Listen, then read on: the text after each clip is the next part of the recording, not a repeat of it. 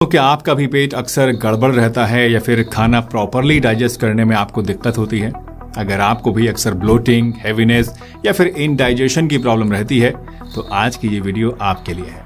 आज हम डिस्कस करेंगे 4 सिंपल सी हैबिट्स जो कि आपके डाइजेशन को स्ट्रांग बनाएंगी, बिल्कुल फौलाद जैसा, और आप जो भी खाएंगे वो सब आपको आसानी से हजम होगा, शरीर में ताकत भी आएगी और नया खून भी बनेगा। हाय एवरीवन, मेरा नाम डॉक्टर सलीम है। मैं एक आयुर्वेदिक और यूनानी मेडिसिन एक्सपर्ट हूं और पिछले 15 सालों से आप जैसे लाखों लोगों को एक फिट और हेल्दी जीवन जीने के लिए गाइड और मोटिवेट कर रहा हूं। दोस्तों, क्या आपको पता है कि हमारे डाइजेस्टिव सिस्टम में एक सेकंड ब्रेन होता है? जी हाँ, साइंटिस्ट इसको एंट्रिक नर्वस सिस्टम कहते हैं और ये 10 करोड़ से भी ज्यादा नर्व सेल से बना हुआ होता है जो कि सिर्फ और सिर्फ आपके डाइजेशन को कंट्रोल करते हैं। मतलब हमारा पेट और हमारा इंटेस्टाइन अपने डिसीजंस खुद ले सकते हैं। इतना ही नहीं, अगर हमारे डाइजेशन में कोई भी गड़बड़ होती है तो ये सेकंड ब्रेन हमारे मूड और हमारी एनर्जी लेवल्स के ऊपर भी असर डालता है। तो इसीलिए अगर आपको स्ट्रॉन्ग डाइजेशन चाहिए तो इस सेकंड ब्रेन को खुश रखना बहुत ज़रूरी है। तो आज मैं आपको वो छोटे छोटे टिप्स बताऊंगा जो कि आप डेली रूटीन में अपने इजीली फॉलो कर सकते हैं और जो आपके इस सेकंड ब्रेन को खुश रखेंगे, जिससे आपकी डाइजेस्टिव हेल्थ अच्छी बनी रहेगी। चलिए शुरुआत करते हैं आज की इस वीडियो की और जानते हैं इन 4 सिंपल हैबिट्स के बारे में पूरी डिटेल से।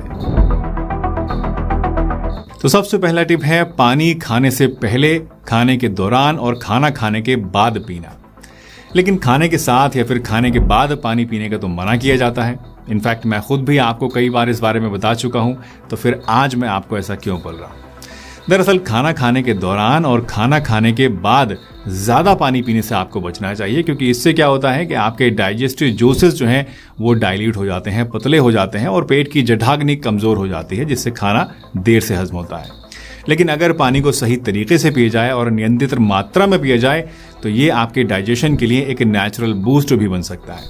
अगर आप पानी पीने के इस पैटर्न को फॉलो करेंगे तो आपके डाइजेशन में आपको बहुत आसानी महसूस होगी। कैसे? चलिए आइए देखते हैं। देखिए, खाना खाने से पहले बस कुछ छोटे छोटे घूंट पानी को आपको पीना चाहिए। ऐसा करने से ये आपके डाइजेस्टिव ट्रैक्ट को हाइड्रेट करता है और आपके पेट को थोड़ा सा पहले ही फिल कर देता है, जिससे आप ओवर ईटिंग करने से बच जाते हैं और मोटापे की समस्या इससे कम होती है। साथ ही खाना खाने से पहले कुछ घूंट पानी पीने से ये आपके स्टमक को खाने के लिए रेडी कर देता है। दूसरा, खाने के दौरान भी आपको सिर्फ 2-4 घूंट पानी के पीने चाहिए ताकि खाना आसानी से नीचे चला जाए। लेकिन हाँ, बहुत ज़्यादा पानी खाने के साथ में या खाने के बीच में पीने से आपको बचना चाहिए, क्योंकि इससे क्या होगा कि आपके डाइजेस्टिव एंजाइम्स डाइल्यूट हो जाएंगे और आपका पूरा जो खाना है वो सही से हजम नहीं हो पाएगा। सिर्फ 2-4 घूंट पानी के आपको बीच में पीने हैं और वो भी एक बार में सारा पानी नहीं पीना है, एक घूंट बीच में 3-4 बार आपको पीना है। और लास्टली, खाना खत्म होने के बाद भी आपको एक छोटा सा सिप पानी का मुंह में भरना है और उसे अपने मुंह के अंदर 2 मिनट के लिए रोक कर रखना है, थोड़ा सा चारों तरफ घुमाना है और फिर उसको गटक जाना है। ऐसा करने से आपका जो सलाइवा है, जो थूक है, वो पानी के अंदर घुल जाता है और आप जानते ही हैं कि सलाइवा जो है वो स्लाइटली अल्कलाइन होता है, जो कि एक्सेसिव एसिड को, जो कि आपके पेट के अंदर बनता है कई बार, उसको न्यूट्रलाइज कर देता है। बट हाँ, ध्यान यहाँ पर भी ये रखिएगा कि सिर्फ 1 घूंट ही पानी आपको पीना है, ज़्यादा नहीं पीना है, क्योंकि ज़्यादा अगर आप पिएंगे तो उससे आपको फ़ायदा नहीं होगा, उल्टा आपको नुकसान होगा। तो खाने के आसपास पानी पीने की ये छोटे छोटे पैटर्न अगर आप फॉलो करते हैं तो आप महसूस करेंगे कि आपका डाइजेशन धीरे धीरे बेहतर होने लगेगा। वैसे इस सेक्शन को रैप अप करने से पहले एक और टिप मैं आपको देना चाहूँगा कि हमेशा आप रूम टेम्परेचर वाला या फिर हल्का गुनगुना पानी ही आप खाने के साथ लें। ज़्यादा ठंडा पानी अगर आप खाना खाने के साथ में लेते हैं या खाना खाने के बाद बहुत चिल्ड पानी पी लेते हैं तो इससे आपका डाइजेशन प्रोसेस जो है वो स्लो हो जाता है। इसलिए ठंडा पानी पीने से बचें, नॉर्मल पानी या फिर हल्का गुनगुना पानी आप लेंगे तो ज़्यादा अच्छा होगा। दूसरा टिप है, खाना खाने के बाद अदरक का एक छोटा सा टुकड़ा लेकर इसको आप छील लीजिए और इस पर थोड़ा सा सेंधा नमक या फिर काला नमक डालिए और इसको धीरे धीरे मुंह में डाल के सक कीजिए। जी हाँ दोस्तों, इस तरह से हल्के हल्के अदरक को दांतों तले चबा चबा कर इसका रस अगर आप चूसते हैं धीरे धीरे, तो ये आपके डाइजेशन के लिए एक कैटलिस्ट की तरह काम करता है या पेट्रोल की तरह काम करता है और साथ ही आपके डाइजेस्टिव एंजाइम्स को और बाइल को भी स्टिमुलेट करता है, जिससे कि खाना इजीली डाइजेस्ट होने लगता है। इनफैक्ट खाना खाने के बाद सिर्फ एक छोटा सा टुकड़ा ये चबाने से ये आपके डाइजेस्टिव जूसेस को इतना बढ़ा देता है कि आपके खाने का डाइजेशन 50% ज़्यादा तेज़ी से होने लगता है। साथ ही इसके साथ लिए जाने वाला ये जो काला नमक है या सीधा नमक है, ये आपके स्टमक के पीएच लेवल को बैलेंस करता है, जिससे कि एसिडिटी कम होती है और डाइजेशन आपका जो है और भी ज़्यादा स्मूथ बन जाता है। मतलब ये छोटी सी एक चीज़ जो है दोस्तों, ये आपके डाइजेस्टिव सिस्टम को एक तरह से एक्टिवेट कर देती है, जिससे खाना डाइजेस्ट करना और ज़्यादा ईजी हो जाता है आपके लिए। ये अदरक और सेंधा नमक का जो कॉम्बो है, इसे आप खाना खाने के 15 मिनट के बाद लेंगे तो आपके लिए ज़्यादा बेहतर होगा। तुरंत बाद मत लीजिएगा, 15 मिनट के बाद लीजिएगा, क्योंकि 15 मिनट के आसपास जो है खाने के बाद आपका डाइजेशन पीक पर होता है और उस समय आपको सबसे ज़्यादा ज़रूरत होती है अपने डाइजेशन को हेल्प करने की। तो 15 मिनट बाद लेंगे तो आपके लिए ये बेस्ट काम करेगा। तीसरा टिप है अपनी भूख से कुछ कम, यानी करीब 3/4 कैपेसिटी तक ही खाना खाना।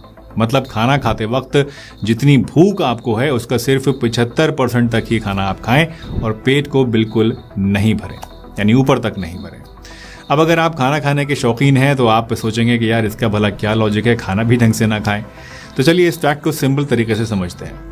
देखिए, जब हम अपने स्टमक को पूरा भर लेते हैं तो डाइजेस्टिव सिस्टम पे काफ़ी ज़्यादा लोड पड़ता है इसका। इसकी वजह यह होती है कि खाना खाने के बाद इसको डाइजेस्ट करने के लिए हमारे पेट में चर्निंग नाम की एक प्रोसेस होता है, एक एक्टिविटी होती है, जिसमें क्या होता है कि कभी तो आपका पेट सिकुड़ता है और कभी ये फैलता है, ताकि ये जो खाना है ये अच्छे से ब्रेक डाउन हो जाए और एसिड में अच्छे से मिल जाए और बारीक पिस जाए, बिल्कुल एक चक्की की तरह। लेकिन जब आप पूरा पेट भर के खाना खा लेते हैं तो पेट को सिकुड़ने में और फैलने में, यानी इस चर्निंग प्रोसेस को करने में परेशानी होती है, जिसकी वजह से चर्निंग का ये प्रोसेस इनकम्प्लीट रह जाता है और खाना ठीक से नहीं पच पाता है। और इसका रिजल्ट आपको हैवीनेस और ब्लोटिंग फील होती है और कई बार सीने पर जलन और उल्टी का एहसास भी हो सकता है।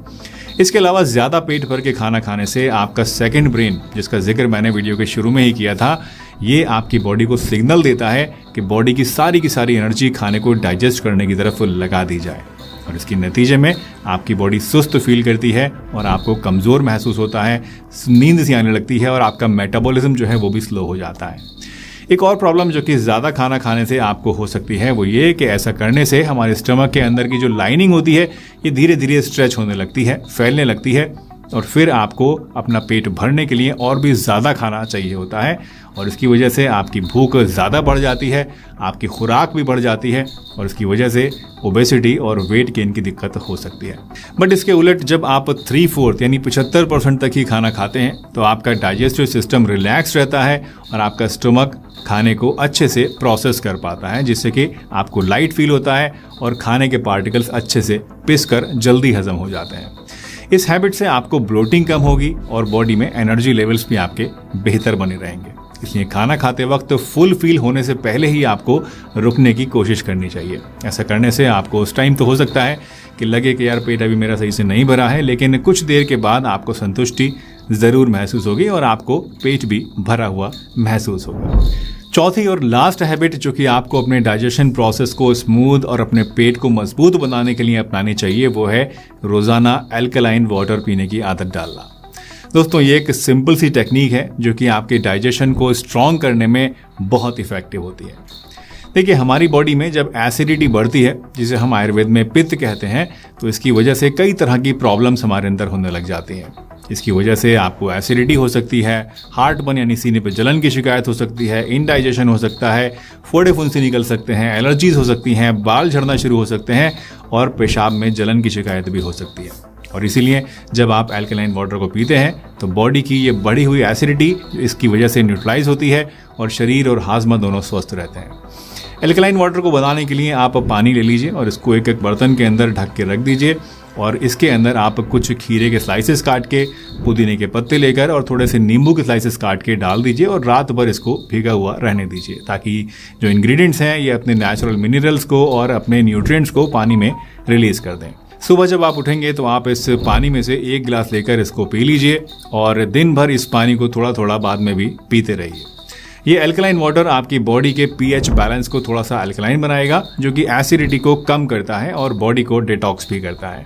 ये आपके पेट की एसिडिटी को भी बैलेंस करेगा और आपके डाइजेस्टिव सिस्टम को एक फ्रेश शुरुआत देगा, जिससे होगा क्या कि दिन भर आप अच्छा फील करेंगे, एनर्जेटिक फील करेंगे और आपका डाइजेशन भी स्मूथ और बैलेंस्ड रहेगा। तो ये है दोस्तों 4 सिंपल और पावरफुल हैबिट्स जो कि आपके डाइजेशन को फौलाद जैसा बना सकती हैं।